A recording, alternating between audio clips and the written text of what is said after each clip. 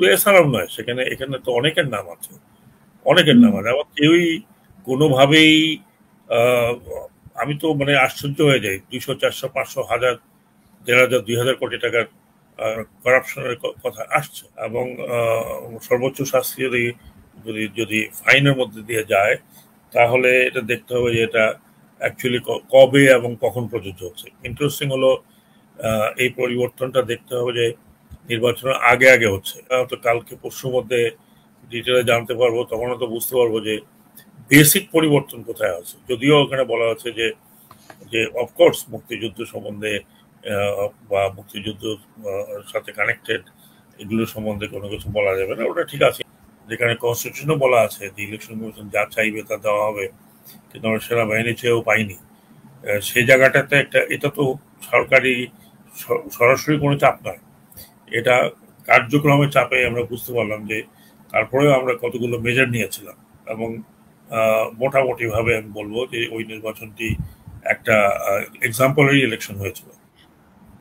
ও কথা অবশ্য উনি মোমেন সাহেব কিছু বলেননি, বাট আমার মনে হয় যে এটা আকাশে বাতাসে এই কথা ঘুরছে, ও পত্রপত্রিকাও আসতেছে এখন। এসালাম গ্রুপ আসলে কি করে মানে এত অর্থ পাচার করলো, মানে এটার কোনো আনুমানিক কোনো কিছু আপনি বলতে পারেন স্যার? যে না, এটা এটা বহুদিন থেকে আমরা শুনে আসছি যে উনি ব্যাংক থেকে লোন নিয়েছেন, অন্যান্য প্রজেক্টের জন্য লোন নিয়েছেন, সেই লোন ঠিক মতো ব্যবহার হয়নি, সে টাকাটি বিদেশে চলে গেছে। তারপরে তো উনি আবার ইসলামী ব্যাংকটা যখন সরকার নিয়ে নেয় এক ধরনের, তখন তিনি ওখান থেকে প্রচুর লোন নিয়েছেন, এবং আমাদের বর্তমান যে রাষ্ট্রপতি উনি ওই সময় ওই ব্যাংকে ছিলেন। তো ওই সময়েই ব্যাংক থেকে অনেক টাকা নিয়ে নেয়। কত টাকার পরিমাণ তো এটা এটা এটা বিভিন্ন সময় বিভিন্ন পত্রিকা বিভিন্ন আসছে, কখনো কখনো বলা হচ্ছে 1000-এর উপরে কোটি টাকা, 1000 crore-এর উপরে টাকা। কয়েকদিন আগে পেপারে শুনলাম যে ওনার প্রায় $1 billion ইনভেস্টমেন্ট আছে সিঙ্গাপুরে। প্রশ্ন উঠেছে যে তাহলে এই টাকাগুলো কিভাবে গেল, বাংলাদেশ ব্যাংকের অনুমতিতে এত টাকা গেছে না অনুমতি নেয়নি। কাজে এটা একটা বড় ধরনের বিষয়, এবং এটা আপনি জানেন যে হাইকোর্টে এটা রিট হয়েছে, এবং হাইকোর্ট দুদককে বলেছে এটা ইনভেস্টিগেট করার জন্য। এখন দুদক কতখানি এটা ইনভেস্টিগেট করতে গেলে আমাদের পররাষ্ট্র মন্ত্রণালয়ের প্রয়োজন হবে, কারণ যদি সিঙ্গাপুরে এবং অন্যান্য জায়গায় ইনভেস্টিগেশন করতে হয়। পররাষ্ট্র মন্ত্রণালয়ের সচিব সাহেব আজকে বলেছেন যে এখন পর্যন্ত ওনাদেরকে কেউ অ্যাপ্রোচ করেনি, করলে তখন তিনি দেখবেন যে কিভাবে এটা ইনভেস্টিগেশন করতে হয়। বাট ব্যাপারটা খুব সিরিয়াস আস্তে আস্তে হচ্ছে মনে হয়, এবং একেবারে এই সময় যখন রাজনৈতিকভাবে বাংলাদেশ উত্তাল, আন্তর্জাতিকভাবে বাংলাদেশ এক ধরনের বড় ধরনের চাপের মধ্যে আছে বলে আমি মনে করি। তো সেই জায়গাতে এটা কতখানি আগাবে, এটাও একটা বড় প্রশ্ন, এবং দেখতে হবে যে আগামীতে কি হয়। তবে দিস ইজ ফ্যাক্ট যে এটা একটা বড় ধরনের বলবো যে অর্থ পাচারের বিষয়, সিঙ্গাপুরে হোক অন্য কোথায় হোক। শুধু সিঙ্গাপুরের কথাই আমরা জানি, অন্য জায়গার কথা আমরা এখনো বুঝতে পারছি না। যুক্তরাষ্ট্র, যুক্তরাজ্য, এগুলো তো স্রাইফরা এগুলো আসছে। আর তো যদি তদন্ত হয় তাহলে তো আমাদের রাষ্ট্রপতিও তো এটার সাথে মানে কোনো, আমি অতদূর বলতে পারবো না যে উনি, অনেক সময় হয় যে রাষ্ট্রপতি হয়ে গেলে ইনডিমিউনিটিতে চলে আসেন, তেমন কোনো কিছু জিজ্ঞাসাবাদ কিছু করা হয় না। কিন্তু উনি তো একা ছিলেন না, উনি তো আরো ওখানে সেখানে আরো ডাইরেক্টররা ছিল, ডেফিনেটলি তাদেরকে কথাবার্তা বলা হবে। ডকুমেন্টারি প্রুফ তো থাকবেই, একটা ব্যাংক থেকে টাকা নিলে কিছু না কিছু ডকুমেন্টারি প্রুফ তো থাকেই। স্যার আমরা যে আপনার নিশ্চয় মনে আছে যে নভেম্বর মাসে আমরা ভয়ঙ্কর নভেম্বর নামে একটা রিপোর্ট হয়েছিল যুগান্তরে, বা যুগান্তরেই মনে হয় ভয়ঙ্কর নভেম্বর। তো তখন থেকেও মানে এসালাম গ্রুপের কথা কিন্তু আমরা প্রায় শুনেছি, আলোচনায় এসেছে। তো ভয়ঙ্কর নভেম্বরের পরেও ইসলামী ব্যাংক, তারপরে এই বক্তব্যগুলো তখনও এসেছে, কিন্তু তখনও আমরা সেভাবে তদন্ত করতে দেখিনি। কিন্তু এই কথাগুলো এখন বেশি আরো হচ্ছে যখন তারেক রহমান এবং জোবাইদা রহমানের বিষয়টা, ওনারা যখন 16 দিনে 42 জন সাক্ষী দাঁড় করা তাড়াহুড়া করে, যেটা বিএনপির বক্তব্য, একটি রায় দায় করিয়েছে। তো সেখানে এই ধরনের বড় বড় যারা রাঘব বোয়াল, তো তাদের কিভাবে পার পেয়ে যাচ্ছে, এমন একটা কোশ্চেন এসে গেছে। এই জন্য আপনার কাছে একটু যদি এই ব্যাপারে মন্তব্য। না, এটা হচ্ছে কি, এখন এগুলো তো অনেক ধরনের কথাই ওঠে এর মধ্যে, যে প্রোটেকশন ছাড়া তো কোনো না কোনো পর্যায় থেকে একটা প্রোটেকশন ছিল বলেই এতদিন সে কথাগুলো ওঠে নাই। কিন্তু এখন যেই প্যারালাল আপনি টানছেন, এই কথা তো উঠছে যে এই দুজনকে যদি 3 কোটি এবং কত কোটি আমি ঠিক জানি না, সেই টাকার জন্য তাদেরকে, সেটা কতখানি সত্য কতখানি মিথ্যা সেটা আমি ডিবেটে যাব না, সেটা কোর্টের ব্যাপার। যদি উচ্চতর কোর্টে কখনো যায় তখন সাথে সেটা নিয়ে আলোচনা হবে। বাট তাই যদি হয় তাহলে এর চেয়ে বড় বড় যারা, শুধু এছাড়াও নয়, এখানে তো অনেকের নাম আছে, অনেকের নাম আছে। আবার কেউই কোনোভাবেই, আমি তো মানে আশ্চর্য হয়ে যাই, 200, 400, 500, 1000, 1500, 2000 কোটি টাকার, 2000 কোটি টাকার আপনার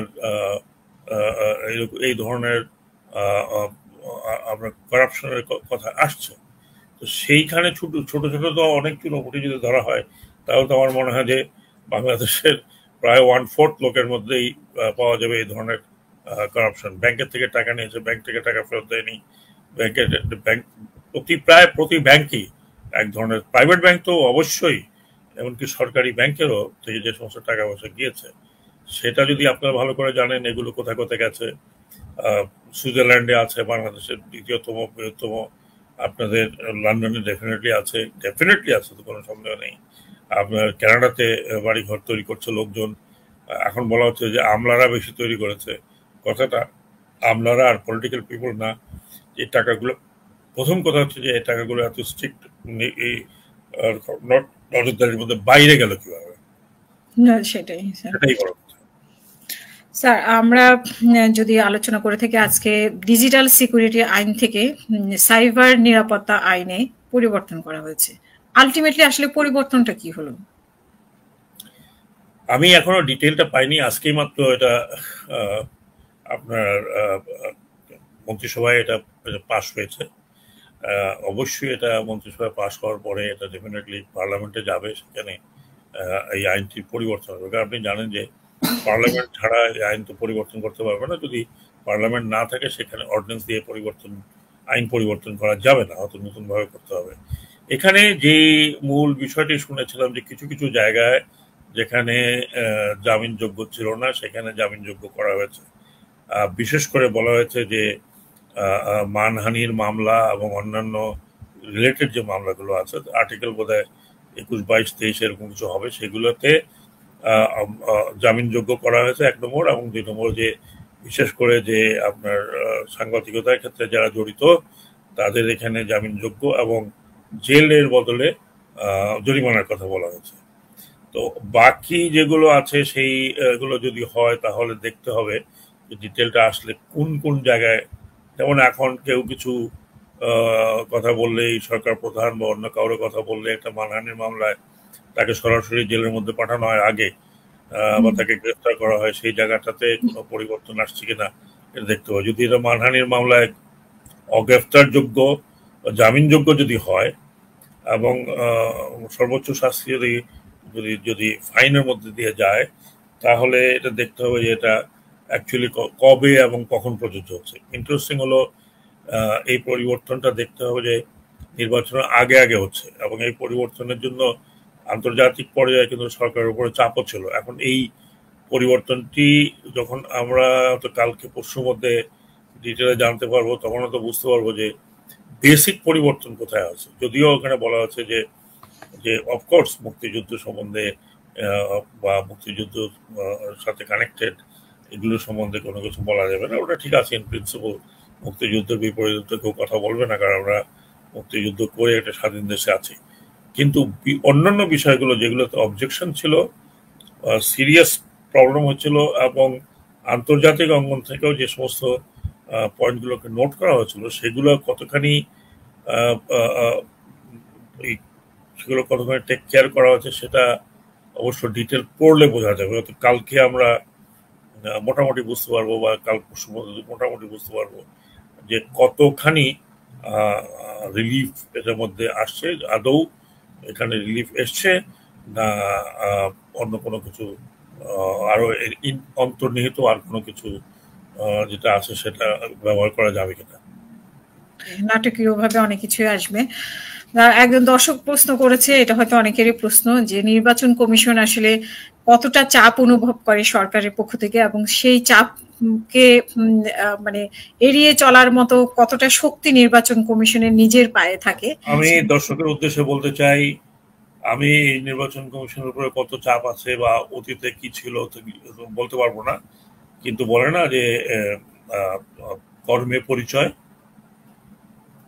একটা বাংলা প্রবাদ আছে, আমি এই মুহূর্তে ভুলে যাচ্ছি, যে যে কোনো লোকের কর্মের পরিচয় পাওয়া যায় যে তিনি চাপে আছেন কি না। মাঝে মধ্যে আমরা সিইসি সাহেবের কথা শুনি, তাতে উনি নিজেকে ডিফেন্ড করার চেষ্টা করেন যে আমরা কোনো চাপের মধ্যে নেই, কিন্তু ওনার যে বডি ল্যাঙ্গুয়েজে বলা হয় যে উনি যা করতে চাচ্ছেন বা করার ওনার যেটা ইচ্ছা সেটা হয়তো তিনি করতে পারছেন না। আর চাপের কথা যদি আমি বলি, যে আমি আমাদের অভিজ্ঞতা থেকে বলতে পারি, আমাদের উপরেও বেশ মাঝে মধ্যে চাপ এসেছে, বিশেষ করে কয়েকটি অত্যন্ত গুরুত্বপূর্ণ নির্বাচনে। সেখানে কিন্তু আমরা ফিল করেছি যে এক ধরনের চাপ, যেমন আমরা নারায়ণগঞ্জে, যেখানে কনস্টিটিউশনে বলা আছে যে ইলেকশন কমিশন যা চাইবে তা দেওয়া হবে, কিন্তু আমরা সেনাবাহিনী চেয়েও পাইনি। সেই জায়গাটাতে এটা তো সরকারি সরাসরি কোনো চাপ নয়, এটা কার্যক্রমের চাপে আমরা বুঝতে পারলাম যে তারপরেও আমরা কতগুলো মেজার নিয়েছিলাম, এবং মোটামুটি ভাবে আমি বলবো যে ওই নির্বাচনটি একটা এক্সাম্পলারি ইলেকশন হয়েছিল। এখন চাপটা আপনার উপরে, যদি আপনি নিতে পারেন তাহলে ভালো, যদি নিতে না পারেন অন্য কোনো কারণে, যদি আপনি দুর্বল চিত্ত হয়ে যান অথবা যদি আপনি নতজানু হয়ে যান, তাহলে বেশি চাপও লাগে না, যে কোনো ছোটখাটো চাপেই বিষয়টি হয়ে যায়। তবে আমি মনে করি যে নির্বাচন কমিশনের হাতে যে আইন আছে, কনস্টিটিউশন যে তাদেরকে শক্তি বল দিয়েছে, যেমন যে কোনো কেউ চাইলে তাকে ডাকতে পারবে না, যে কোনো কেউ চাইলে বলতে পারবে না যে আপনি এখন বাড়িতে চলে যান, আপনার চাকরি নট হয়ে গেল। তো এই ধরনের কিন্তু অনেকগুলো গ্যারান্টি আছে, যেগুলো ইলেকশন কমিশন যদি শক্তভাবে তার অবস্থানে এবং নীতিগতভাবে দাঁড়িয়ে থাকে, তাহলে চাপও খুব একটা বেশি আসে না। চাপ আপনি দেখবেন যে ওই লোকের ঘাড়ের উপরেই চাপ বেশি আসে যিনি চাপে নতজানু হয়ে যান। আপনি একবার যখন যদি নতজানু হয়ে যান, তখন আপনার উপরে চাপ আসতেই থাকবে, বিভিন্ন ধরনের চাপ আসতে। মানে অল্প চাপেও আপনাকে মানে আমি আমার অভিজ্ঞতা থেকে বলছি যে ইলেকশন কমিশন কিন্তু একটা অত্যন্ত শক্ত একটা ইনস্টিটিউট, অনেক শক্ত একটা ইনস্টিটিউট। আনফর্চুনেটলি আমাদের দেশে তাকে সাপোর্ট করার সাপোর্টিং ইনস্টিটিউটগুলো যেগুলো আছে, ধরুন গভর্নমেন্ট, ধরুন সুপ্রিম কোর্ট বা উচ্চ ন্যায় আদালত, যারা কনস্টিটিউশনের রক্ষক, তারা কিন্তু একটা ইলেকশন কমিশনের বড় সাপোর্ট। আপনি ইলেকশন কমিশনকে প্রোটেক্ট করা কিন্তু, আমরা অন্যান্য দেশে, আমি ভারতের কথাই যদি বলি, আপনি দেখবেন যে ইলেকশন কমিশনকে প্রোটেক্ট করছে সুপ্রিম কোর্ট। ইলেকশন কমিশন যেটা করতে পারছে না বা করতে গিয়ে সমস্যা করছে, সেখানে কিন্তু সুপ্রিম কোর্ট ইন্টারভিন করে। আমাদের দেশে যদিও এখন পর্যন্ত সেই ধরনের কোনো আমরা এক্সাম্পল দেখিনি। কয়েকদিন আগে প্রধান নির্বাচন কমিশনার গিয়েছিলেন চিফ জাস্টিসের সাথে দেখা করতে। কি কথাবার্তা হয়েছে, কি বিষয় হয়েছে এটা জানি না, তবে উদ্যোগটা ভালো। যদি তিনি এই কথা বলে থাকেন যে আমাদের প্রোটেকশনের জন্য আমরা যখন সঠিক পথে থাকবো, তখন আদালতের ডেফিনেটলি আপনার সহায়ক অবস্থান ডেফিনেটলি ইলেকশন কমিশন চাইতেই পারে।